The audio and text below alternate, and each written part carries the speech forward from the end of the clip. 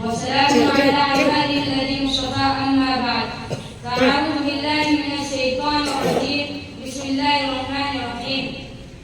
لقد كان لكم في رسول الله أسوة حسنة صدق الله العظيم چلتا ہی رہا صدیوں سے قلم پوری نہ ہوئی روداد قلم چلتا ہی رہا صدیوں سے قلم پوری نہ ہوئی روداد قلم دریاؤں کا پانی سوکھ گیا اور صافیاں نہیں تھے. حضرات گرامی قدر السلام میری تقریر کا عنوان ہے ہمارے پیارے نبی حضرت محمد رسول اللہ صلی اللہ علیہ وسلم. ہم سب کے پیارے نبی حضرت محمد رسول اللہ صلی اللہ علیہ وسلم اللہ تعالیٰ کے آخری پیغمبر رسول ہے جن کے بعد تا قیامت تک کسی طرح کا کوئی نبی اور رسول نہیں آ سکتا. آپ صلی اللہ علیہ وسلم کی ذات اقدس کو خدا نے رحمت للعالمین بنا کر بھیجا اور جب کفر و شرک کے اندھیرے میں انسانیت راہ حق سے بہت دور ہو چکی تھی تو اللہ تعالیٰ نے آپ کو ہدایت کا آفتاب و مہتاب بنا کر دنیا میں مبعوث کیا. آپ صلی اللہ علیہ وسلم کی شان اتنی عالی اور اتنی عظیم ہے کہ اس کی توصیف سوائے خدا کے اور کوئی بیان نہیں کر سکتا.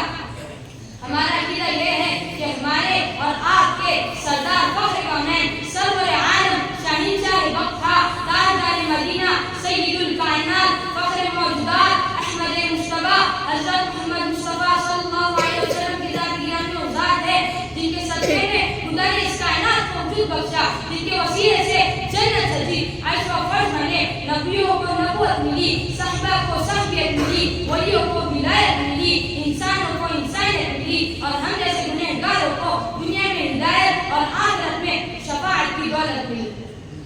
حضرات ہمارا نبی کون نبی؟ وہی نبی جس نے 23 سال کے قلیل عرصے میں اس دنیا کے نظام کو بدل کر رکھ دیا اور صرف بدلا ہی نہیں ظلم و ظالم پر انسانیت کو ہدایت کی دولت روشنی عطا کی. قرآن مقدس کی شکل میں خدا کا لازوال پیغام دیا دنیا کو علم سے مالا مال کر دیا عالم کو روشنی سے بھر دیا ہدایت کی شمع روشن کی بھٹکتی انسانیت کو سیدھی راہ دکھلائی گھر گھر میں دین کا اجالا کیا کفر کے اندھیرے کو دور کیا ایمان کی روشنی بھیجی امن و محبت کا پیغام دیا ظالموں کے ظلم کو بند کیا مظلوموں کا حق دیا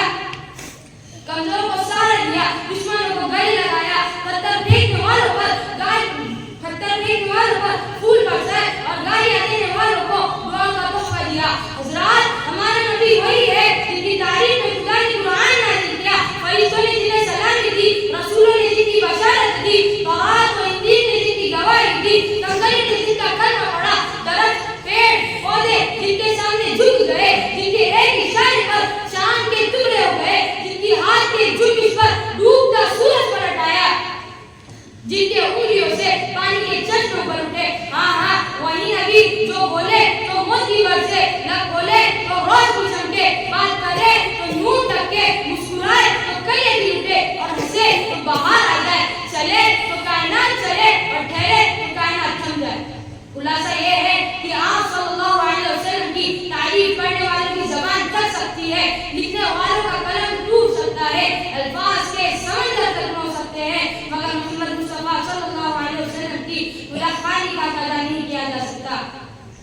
نہیں ممکن مگر پھر بھی محمد کی تنہانی ضرورت اس بات کی ہے کہ آپ صلی اللہ علیہ وسلم کی تعلیمات کو عام کیا جائے آپ کی سیرت کو پھیلایا جائے آپ کی مقدس سنتوں کا تذکرہ گھر گھر میں زندہ کیا جائے تاکہ آپ کا پیغام ایک ایک انسان تک پہنچا جا سکے.